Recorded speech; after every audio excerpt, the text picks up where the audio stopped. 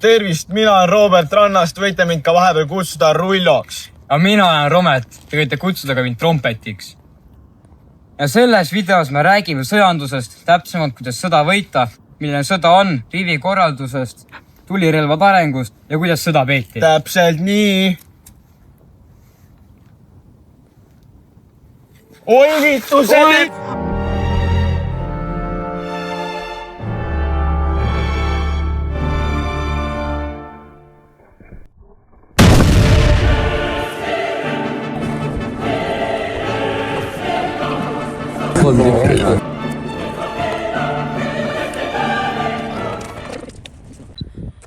Tuleb lahinguid pidada maal ja hirmu külvata, et hakkaksid levima hullujutud, mis näitavad sind tegelikult tugevamana.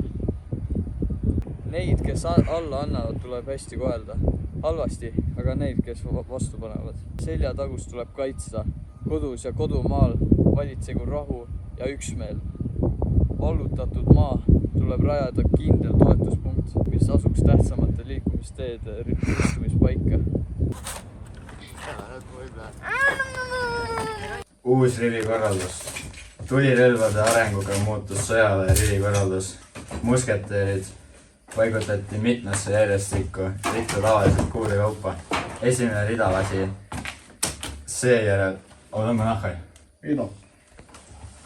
Seejärel liikus taha laadima ja järgmine rida astus ette laskma. Selline kord võimaldas pidevalt tulevahetust ja suurendas sõjalist õhust.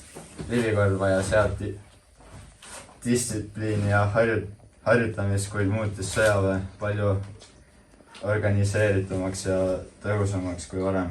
Nii kujunes välja uus kaasaegne sõjapidamise viis. Seda päevib ka Läks. Tulirelvade areng. Tulirelvade areng algas keskajal, kui hakati kasutama püssirohtu ja tulirelvi. Esialgu olid need ebatäpsed ja aeglased.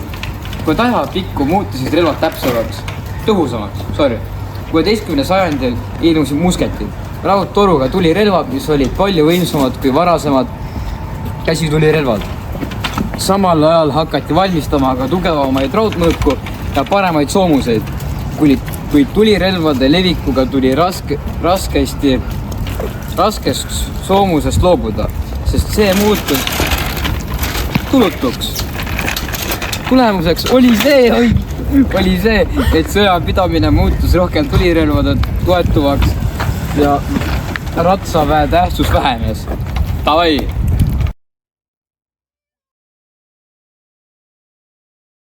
Varauusaegsel ajal oli sõda pikk ja kurnav, lahingu tulemus sageli ettearvamatu. Sõja tulemus sõltus vastase linnade vallutamisest, sest nende kaudu sai kontrollida ümbruskonda. Linnade vallutamiseks hakati kasutama võimsamaid suurtükke, mis murdsid linnamüüre. Seetõttu ehitati uusi muld- ja telliskindlustusi ning viisnurkseid bastione, nagu Narva bastionid. Selliste ehitustööde kulu tähendas, et moderniseeriti tähtsamaid kohti Baltimaades, näiteks Riia ja Tallinn. Uued bastionid pikendasid sõdu, sest neid oli raske vallutada ja piiramine võis kesta kuid.